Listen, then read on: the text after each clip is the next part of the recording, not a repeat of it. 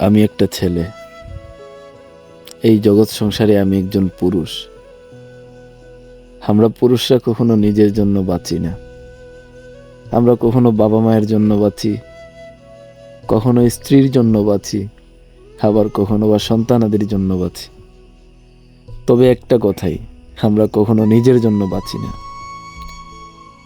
যখন নিজের জন্য বাঁচার সুযোগ পাই, তখন আর বাঁচতে পারি না। পৃথিবীর চরম একটা সত্য কি জানেন? একজন পুরুষ যদি সকাল থেকে সন্ধ্যা পর্যন্ত মাটি কাটার কাজও করে, তখনও সেই পুরুষটা ক্লান্ত হয় না। ক্লান্ত হয়ে যায় পরিবারের চাপে, ক্লান্ত হয়ে যায় কিছু আত্মীয় স্বজনের আবদার মেটাতে গিয়ে। একটা পুরুষ আসলেই একটা তরমুজের মতো। আর আসলে পুরুষটা তরমুজ না, পচা তরমুজ।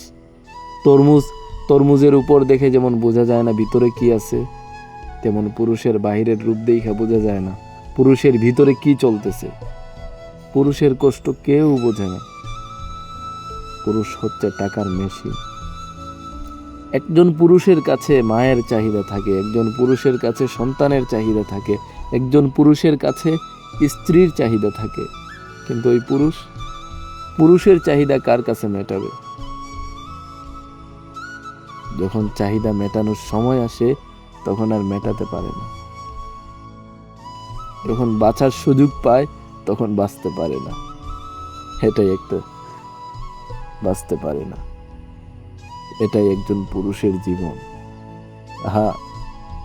বেড়া মানুষের জীবন এত সোজা না, বুঝছেন?